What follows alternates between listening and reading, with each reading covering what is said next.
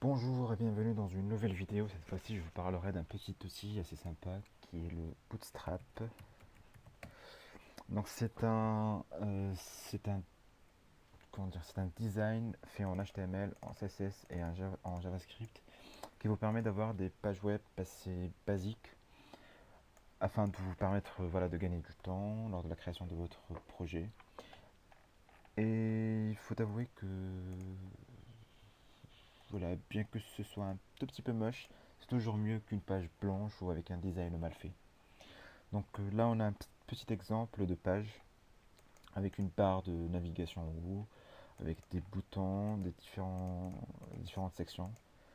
On a là des boutons colorés, des tables, encore des boutons colorés, une barre de navigation avec un bouton qui permet l'affichage d'une liste déroulante, des messages d'alerte, des barres de progression, etc., etc., etc.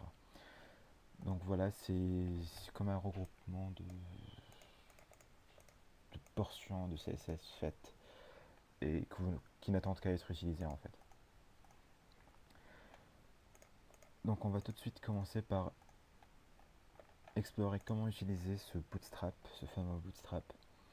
Donc sur la page de commencement, il nous propose deux moyens d'utiliser le bootstrap. C'est soit de télécharger tous les fichiers et de les inclure dans notre projet, soit juste d'importer les différents fichiers CSS et JavaScript.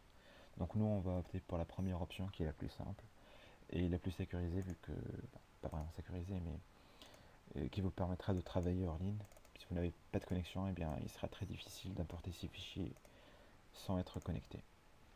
Donc en téléchargeant le zip, j'ai trois dossiers CSS, Police et JavaScript. Donc je vais dézipper ces trois dossiers dans mon dossier de travail que j'ai tout simplement appelé Bootstrap et je vais commencer à l'utiliser sur Sublime Text. Donc mon petit fichier .html qui n'attend qu'à être rempli. Donc là j'ai la structure basique d'HTML. Je vais commencer par voir les exemples et tout simplement de copier le code d'un exemple qui me plaît. On va prendre celui-là, Jumbotron. Ça a l'air sympa. Donc, je vais afficher le code source de la page, je vais le copier et le coller. Je vais ensuite me débarrasser de tout ce dont je n'ai pas besoin. Bam, bam, bam.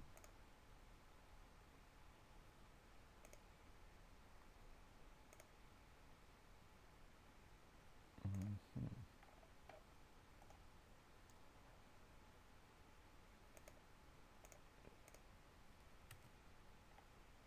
Bam, je n'ai pas besoin des commentaires, de la datation à Internet Explorer. Paf, paf, paf, paf. Voilà. Donc, j'ai besoin du CSS Bootstrap. Donc, il se trouve dans mon dossier CSS à la racine. J'ai besoin du jumbotron.css. Je clique sur le lien. Il n'y a que ça. Bah, je le crée tout de suite. Donc, new file, jumbotron.css. Et je copie, colle ceci. J'ai besoin de ce fichier JavaScript. Non, pas vraiment. Vous pouvez le supprimer. Faites-moi confiance. Là, j'ai mon contenu HTML. Après, j'ai mon JavaScript. Donc, il a besoin du bootstrap.me.js. Encore une fois, il se trouve à la racine dans de ces JS Bootstrap. Et encore une fois, je n'ai pas besoin de ce JavaScript. Je vais supprimer tous les commentaires dans je m'en fous. Paf, paf. Et voilà. Donc, si j'ouvre mon index.html dans mon navigateur, je vois que j'ai exactement le même contenu, ce qui m'arrange.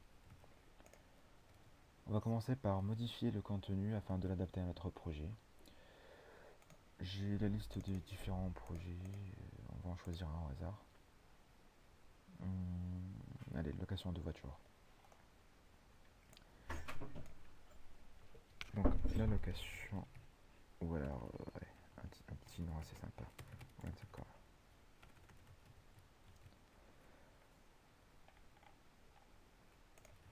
Là j'ai mon titre qui s'est modifié. Pour modifier le project name, c'est là. On va l'appeler Rent a Car. Pour ces formulaires là, ça se trouve dans ce forme là. Du coup, je vais modifier le placeholder, ça veut dire le contenu qui est mis temporairement.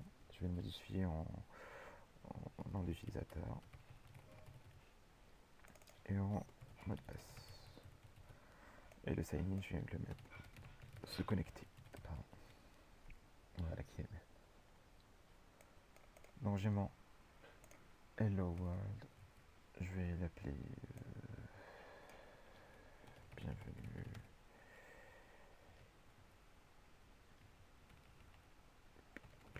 Bienvenue à vous. Je suis en manque d'inspiration, comme d'habitude. Et puis un petit texte aléatoire, juste pour mettre du contenu, avec un petit bouton louer un véhicule.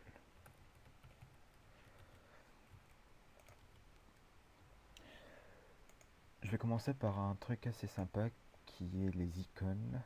Vous voyez que là il y en a plein. Et bien je vais chercher une icône qui s'adapte à mon besoin.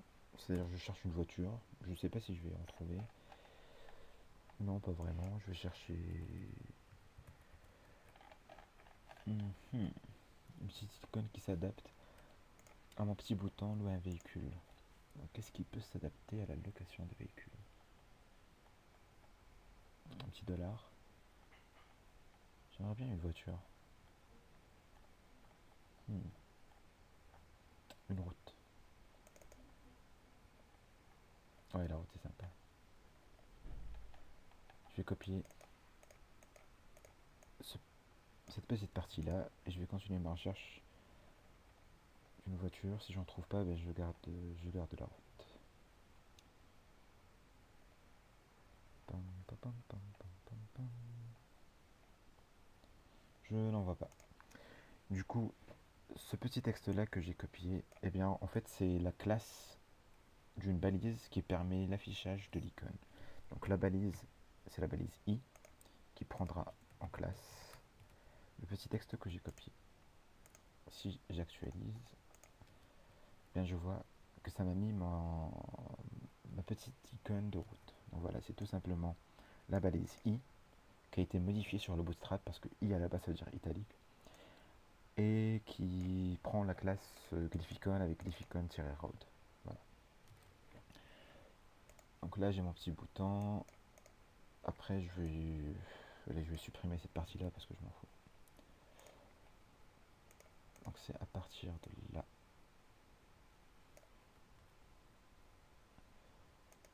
Le HR, c'est cette petite ligne là. Je ne sais pas si vous la voyez. Et je vais modifier ça en 2015. Voilà. Donc pour commencer, je voudrais bien une table, un petit tableau avec la liste des voitures mises en disposition. Donc pour les tables, je cherche dans cette petite liste. Je suis sûr que je l'ai raté. Allez, petite recherche.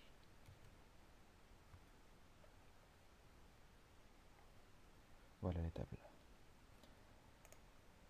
Donc si je veux une table, il y a différents types de tables.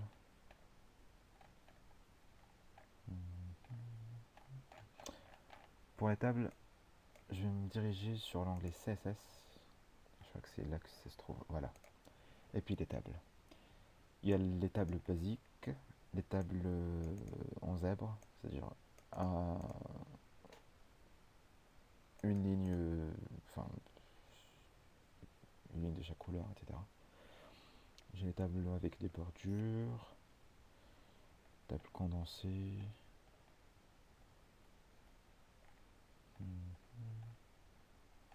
Je vais prendre celle en zèbre, celle-ci. Donc c'est tout simplement une table avec la classe TableScript. Donc ce que je vais faire, c'est que je vais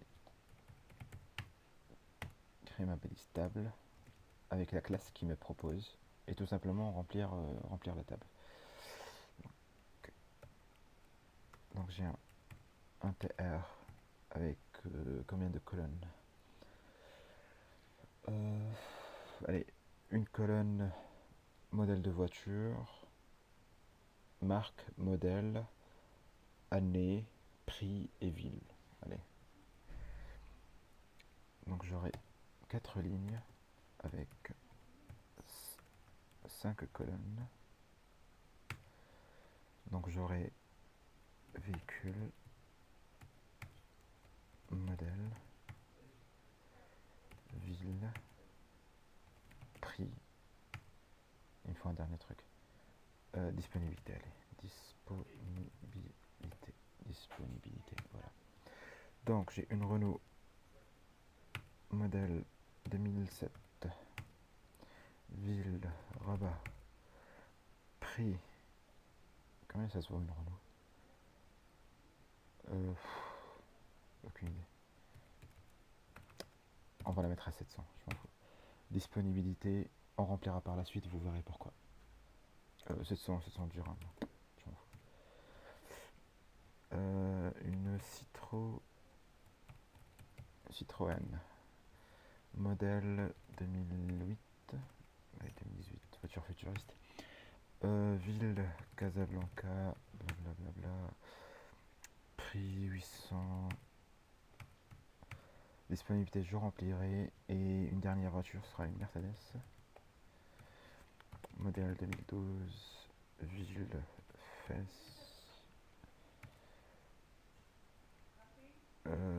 Prix 1200. Et disponibilité, je remplirai par la suite. Si j'actualise, vous voyez que ça m'a mis mon petit tableau avec des différentes couleurs sur chaque ligne. J'aurais bien besoin d'un petit titre afin de dire ce que ça veut dire. De dire ce que ça veut dire, très exactement. Donc c'est dans Components, Page Header, je copie, colle ce code-là, juste avant ma table. J'indente mon texte. Liste des véhicules disponibles. Profitez-en. Et j'actualise ma page. Voilà, j'ai mon petit titre. J'en ai même pas besoin de... Bon, c'est bon, ça ira. Juste au passage, leur site est vraiment bien documenté. Donc vous avez toutes les différentes parties que vous pouvez insérer. Donc c'est des portions de code que vous pouvez chercher. Si j'ai besoin d'un bouton, je le cherche, c'est ce bouton-là, je copie-colle le code. Donc pour le CSS, c'est plus les parties génériques, donc c'est les grosses parties de code. Par exemple,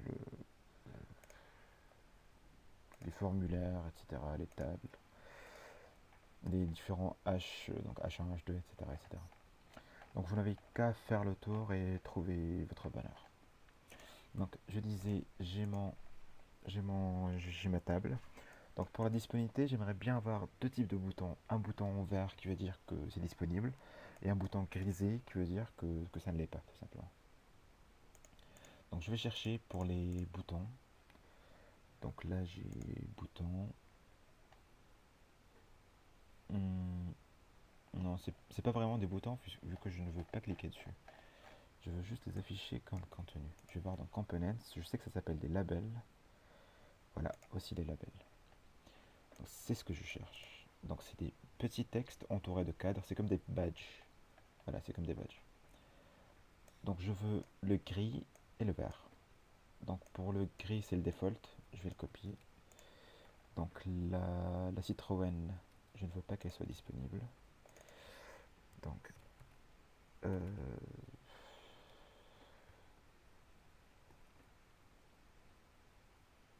rupture de stock ou non disponible.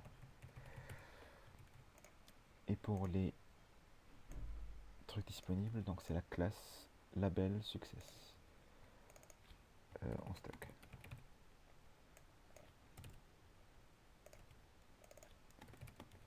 En stock.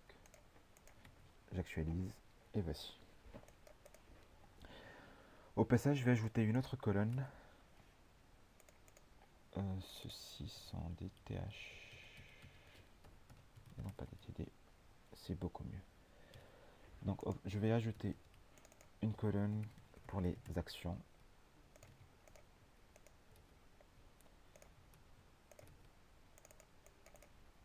Que je vais remplir par un petit bouton qui me permet de me diriger vers des actions.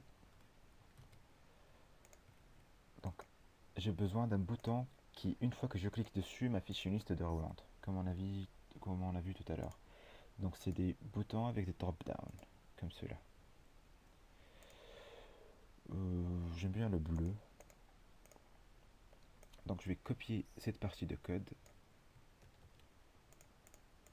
et je vais l'insérer ici, dans mon dernier TD. J'actualise pour voir ce que ça donne. Je vois que le bouton est bien là, avec les actions, mais qu'il est en blanc. Bien, moi je veux le bleu. Je vois que pour le blanc c'est écrit default, pour le bleu c'est primary, success, info, etc. etc. Et bien tout simplement je cherche le default, le voilà, la classe default pour le bouton, et je la modifie en primary. Si j'actualise, je vois que ça marche. J'ai mon petit bouton bleu stylé. Donc pour les actions, je voudrais avoir une action voir, une action ajouter au panier. Allez, on ajoute des voitures dans un panier, pourquoi pas. Ajouter au panier et signaler. Si jamais il y a un contenu assez inapproprié. Et je ne veux pas du dernier lien. Je n'aurai que 3 liens. Avant de copier-coller le code pour les deux autres, je vais juste ajouter des icônes. Donc voir, je voudrais bien avoir un petit œil, ajouter au panier un petit chariot et signaler un point d'exclamation. Donc j'ai mes icônes, je vais chercher eye pour œil, voilà. Donc c'est glyph icon, je copie-colle cette classe-là. Donc comme on l'a vu tout à l'heure, donc c'est la balise i avec comme classe ce qu'on a copié. J'actualise et voici mon œil. Je vais juste rajouter un petit espace à prévoir. Voilà qui est mieux. Donc pour le panier c'est carts, je veux cette classe-là. Et encore une fois, la balise i, le petit espace et la classe. Je n'ai pas besoin d'actualiser vu que je sais que ça va marcher. Et warning. Non, il n'y a pas. Je veux un petit truc de danger. Signaler, ouais. Ça pourrait faire l'affaire. Juste un petit coup d'œil. Voilà. Il n'y a pas un point d'exclamation comme ça. Ah, le voilà. Donc je veux celui-là. Donc, le i, l'espace et ma classe. Donc voilà, j'ai mes 3 icônes. Maintenant, je vais copier ce code-là pour les deux autres.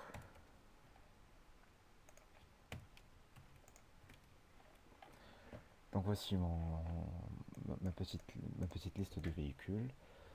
Je vais jeter un petit coup d'œil sur les différents projets pour voir s'il y a un truc qui nous servirait.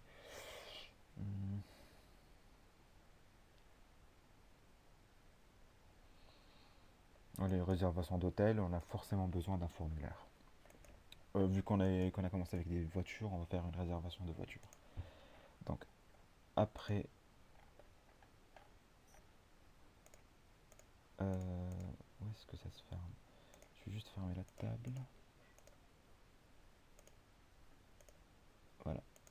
Donc je vais recréer une div avec la classe row. Row, ça veut dire toute la ligne, ça prend toute la ligne. Donc une fois que vous créez une div avec row, ça revient à la ligne. Donc j'ai ma div row et je veux créer un formulaire. Donc c'est un formulaire. Donc il n'existe pas pour l'instant, bien sûr. Donc je me rends sur l'onglet CSS et je cherche formulaire. Le voici. Donc il y a différents types de formulaires. Il y a le basique avec un label, pseudo-ligne, champ, label, champ, etc., etc. Il y a les formulaires en ligne, enfin l'un à côté de l'autre, sans sauter de ligne. Il y a les petites icônes avant. Il y a celui-là qui me plaît bien, label à côté du formulaire. Ouais, je prends celui-là. Je vais prendre le formulaire horizontal. Je peux copier-coller le code. Donc je le copie et je le colle, donc j'ai plus besoin de ça. J'indente mon code. Voilà qui est mieux. Donc pour vous expliquer comment ça marche, je vais garder que le premier champ. Voilà. Ce qui donne mon petit champ email. Bien avant ça, je vais créer un petit titre. Donc ça va être là. C'est un page header. Ce sera oui, un véhicule. Ouais, un véhicule. Profitez-en. Donc voilà, j'ai mon petit formulaire pour l'adresse email. Donc pour décomposer le code, j'ai mon formulaire, bien sûr avec une méthode get ou post, et avec une action bien sûr, etc., etc. Donc là c'est juste pour l'exemple, je ne compte pas envoyer de formulaire. Donc dans notre formulaire, on a à chaque fois une div qui a la classe form group, un label pour le nom de mon champ et une div pour le champ. Donc je n'ai pas besoin du for, je vais le supprimer. Je n'ai pas besoin de l'ID. Et pour les champs, j'aurai un petit champ euh, nom et prénom avec en placeholder nom et prénom de type texte. Le voici. Je copie-colle toute cette partie-là pour dire que je veux une adresse mail. Adresse email. Placeholder, allez, je m'en fous. Placeholder, encore une fois, c'est ce qui remplit le champ avant écriture. Donc une fois qu'on a le label, on n'a pas vraiment besoin du placeholder. De type email. Et quoi d'autre je, voudrais, je voudrais bien avoir pour le nom et prénom un nom à côté du prénom. Pour ceci, il suffit d'avoir deux inputs l'un à côté de l'autre, logiquement. Donc ce que je vais faire, c'est que je vais diviser le nom et le prénom. Donc j'aurai un pour le nom et un pour le prénom. Je vois que ça s'est mis bien après. Je modifie ça en 5, en 4, toujours pas.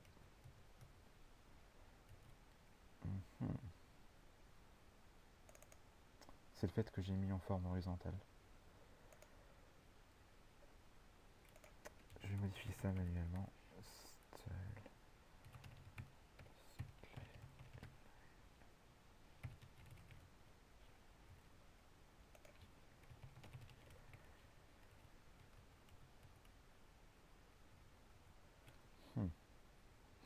Ouais, c'est pas grave.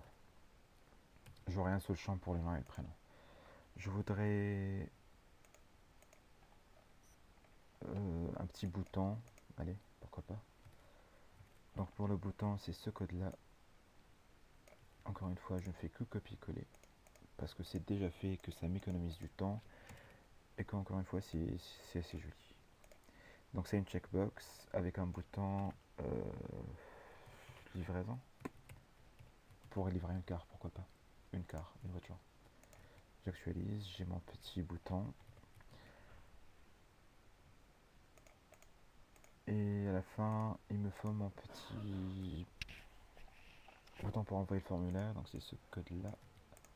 Je le copie et je le colle. Envoyer.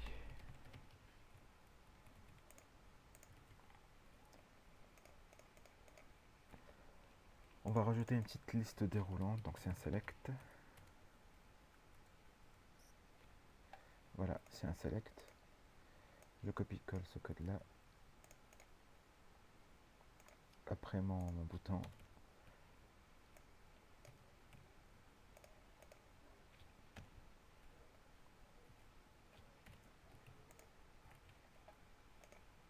J'ai mon select. Je voudrais juste avoir un div.form group.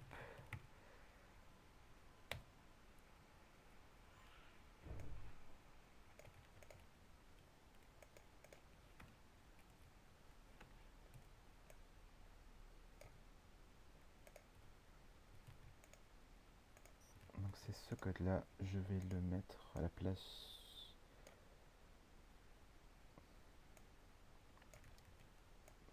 Pardon pour la frustration.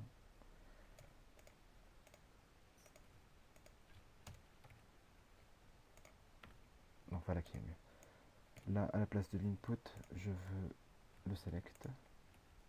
Je le copie et je le mets là. Et là par exemple ville, j'aurai en option rabat Fès Tanger. Donc voilà, là j'ai mon petit select avec les différentes options. Il y a quoi comme autre option?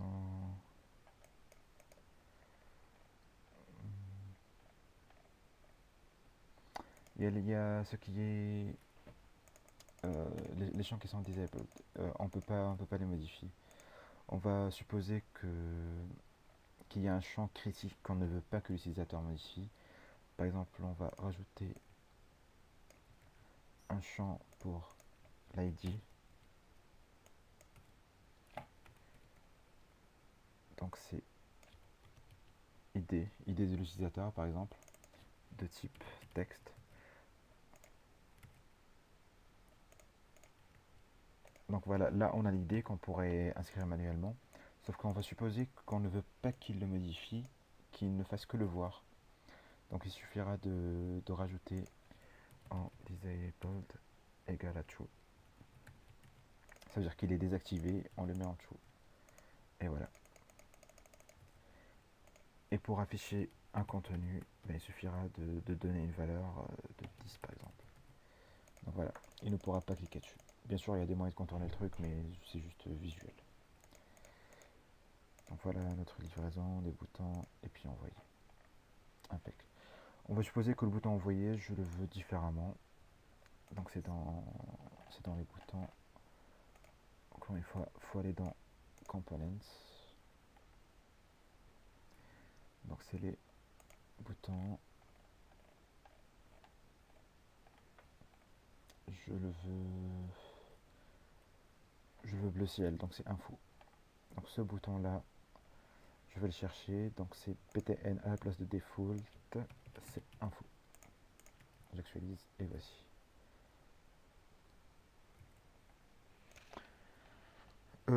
Qu'est-ce qu'on peut faire d'autre?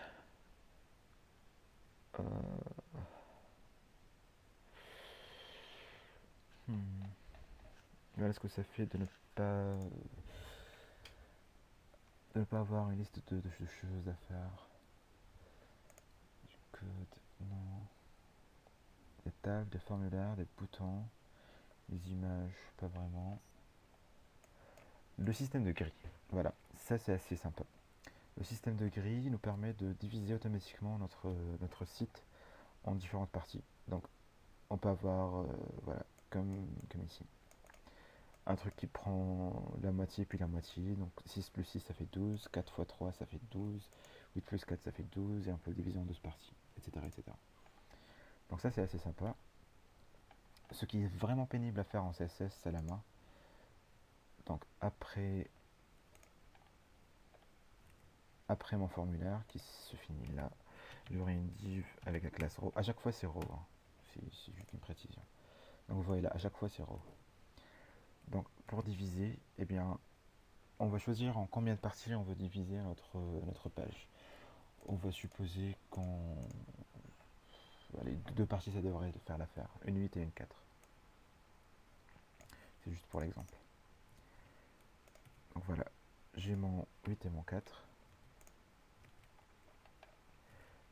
Je lis à chaque fois le titre pour bien séparer les parties. Donc c'est ce titre là. Et là je vais mettre article récent par exemple. Article récent.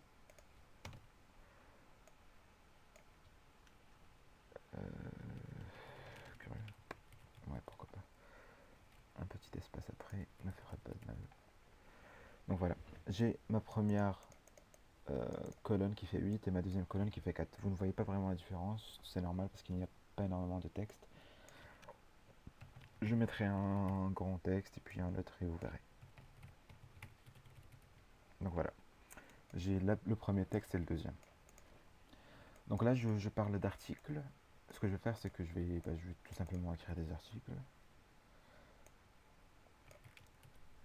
Donc j'ai ma div qui fait 8 et ensuite j'ai ma div qui fait 4. Dans celle de 8, je vais mettre un petit H2 avec un article numéro 1 par exemple. Suivi d'un petit paragraphe avec un petit texte. Oups, pardon. Avec un petit texte. Avec 3 points de suspension par la suite. Et un petit bouton lire la suite. Donc le bouton, c'est la balise button. Je veux quelle est la classe. À force, on commence à apprendre les différentes classes. Donc la classe c'est BTN et BTN primary, pourquoi pas. J'ai mon petit bouton qui est vide, lire la suite. Et voilà. J'ai mon petit bouton lire la suite. Je vais recopier ce code là pour un article numéro 2. Et voilà. J'ai mon premier et mon deuxième article. Ensuite à droite, je voudrais bien une petite liste des différentes catégories.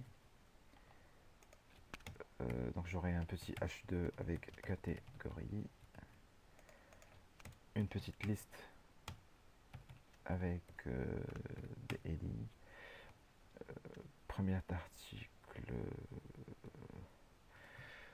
moto, camion et voiture.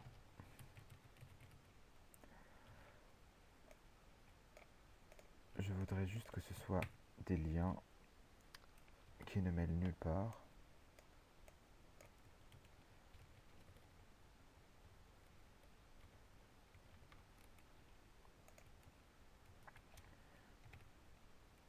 Comme ceci. Donc voilà, j'ai mes petits liens. Ce que je pourrais faire, c'est que je change ces petits liens en label.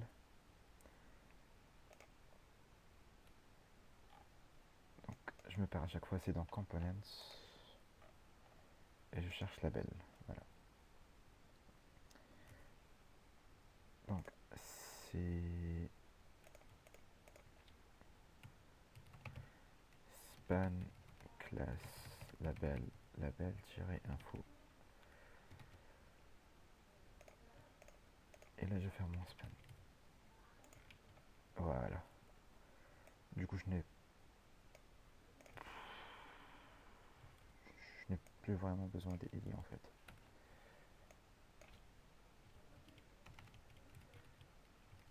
Ouais, du coup je n'ai plus besoin du EL. Plus juste différentes catégories qu'on va... Voilà. Voilà, pour faire qu'on a masse catégorie.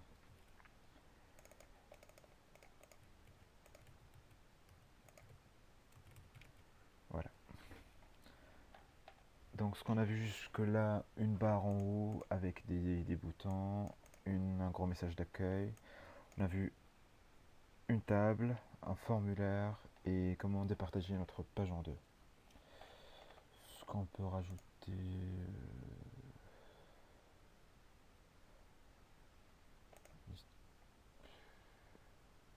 une pagination.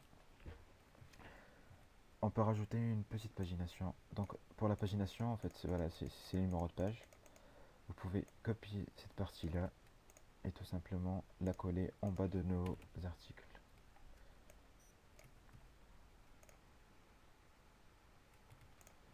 Donc si j'actualise, je vois que j'ai ma petite pagination.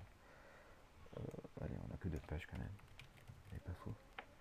Donc voilà, j'ai mes deux articles et en bas la pagination. Voilà. Quoi d'autre?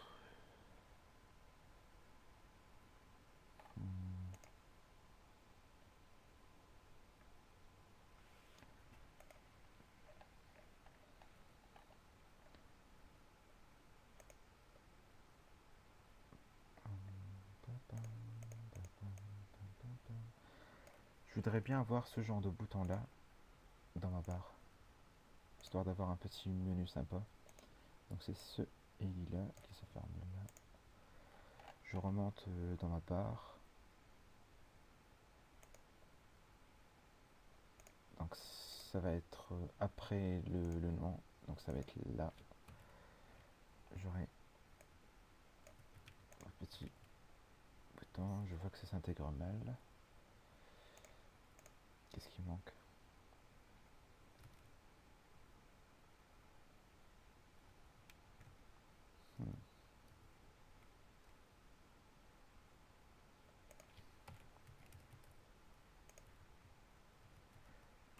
Ça s'intègre mal.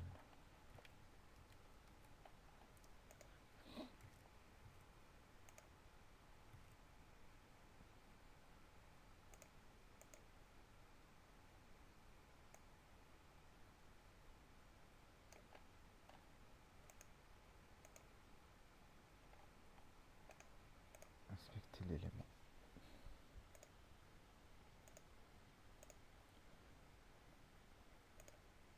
Donc j'ai ma navbar, c'est là. J'ai mon container. Collapse. Voilà, c'est ça que je veux.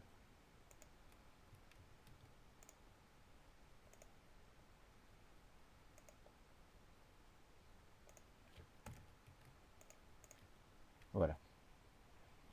Donc juste avec une petite recherche, on inspecte le code, voir pour comprendre comment ça marche, et ça devrait faire l'affaire. Donc voilà, là j'ai ma grosse portion de liens. Je voudrais bien un lien. En fait, je voudrais avoir ce menu-là à droite du formulaire de connexion.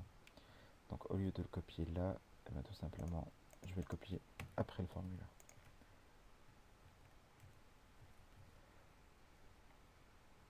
Après le formulaire, sauf que ça ne se décale pas, tout simplement parce qu'il faut que j'ajoute la classe navbar-rights.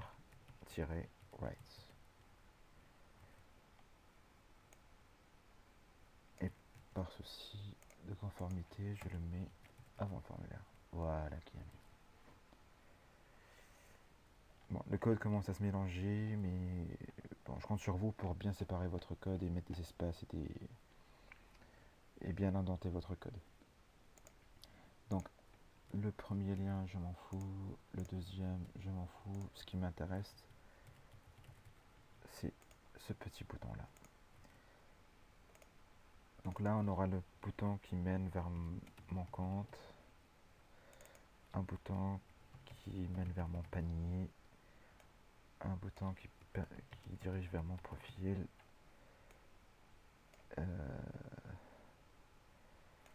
ouais, et un dernier bouton qui permet de se déconnecter. Ou se connecter si ce n'est pas encore fait. Donc voilà, mon panier, mon profil, celui-là, je m'en fous. Et se déconnecter en bas. Maintenant, je vais encore une fois rajouter les icônes pour que ça rende joli. Donc pour le panier, c'est i espace classe glyphicon cards. Je me suis gouré. Donc je cherche les glyphicons, je cherche les cards. C'est glyphicon shopping cards. Shopping cards. J'actualise, je vois que ça marche. Pour le profil, icône de bonhomme, voilà. Glyphicon user. L'espace, le i, la classe, glyphicon-user. Et pour se déconnecter, ce sera le i, l'espace, la classe, glyphicon tiré. Je voudrais un truc avec une clé. Il n'y en a pas. Avec un cadenas. Est-ce qu'un cadenas en anglais? Voilà, ça c'est pas. Non, pas vraiment. Un truc pour se déconnecter.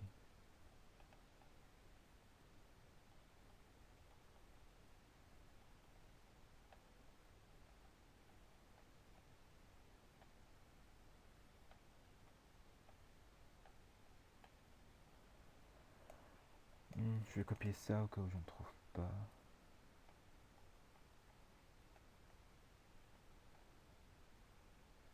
Ouais, ça devrait faire l'affaire. Le croat devrait suffire. Donc c'est remove circle. Voilà. Et j'actualise. Donc j'ai mon compte, mon panier, mon profil et se déconnecter. Voilà, ça a l'air sympa. Un utilisateur, un mot de passe, il se connecter, loin véhicule, voilà, différentes actions, notre formulaire et nos catégories. Voilà, je pense que j'ai fait le tour. Donc encore une fois, pour résumer, on a réussi à créer un site web responsive, donc qui s'adapte plus ou moins, allez encore une fois plus ou moins, à toutes les tailles d'écran. C'est assez joli, ça prend pas vraiment du temps, voilà, puisque tout est fait, il faut juste faire le tour, comprendre ce que ça fait, copier le code et le coller. Bien sûr, encore, il faut l'adapter, bien sûr. Donc on a vu une barre de navigation en haut avec un petit titre, un formulaire de connexion, un bouton en liste déroulante qui permet d'avoir accès au menu, un truc principal d'accueil, une table avec différentes données, encore une fois un bouton. On a vu ces petits labels qui sont assez sympas. Un formulaire avec un champ désactivé, un bouton, un select, etc., etc., un bouton envoyer. On a vu comment départager notre page en plusieurs parties avec cette classe là. Donc c'est call md8 avec 4. Il faut toujours que la somme des deux fasse 12. Donc 8 plus 4 ça fait 12. On peut le départager en 3, 4, 4, 4, en 4, 3, 3, 3, 3, etc., etc. Donc là on a vu comment le départager en 2. Un petit système d'articles vite fait bien fait. Une pagination, encore une fois des tags pour les catégories.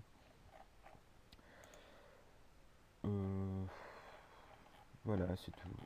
Je vous mettrai le lien pour cette page HTML, rien que cette page en fait. Et vous aurez besoin en fait du CSS et du JavaScript que vous pouvez trouver sur cette page là, comme je l'ai dit au début de la vidéo. Donc il faut juste télécharger. Je vous conseille de jeter un petit coup d'œil sur les différents exemples qui sont là et de voir un peu comment ça marche. Par la suite, de voir les différentes sections dans les onglets CSS et Components pour bien comprendre comment ça marche. Et voilà, j'espère que ça vous a permis de découvrir un truc nouveau et de vous permettre de gagner du temps et de styliser votre site web. Je vous dis à plus tard et bonne chance pour vos projets. Plus.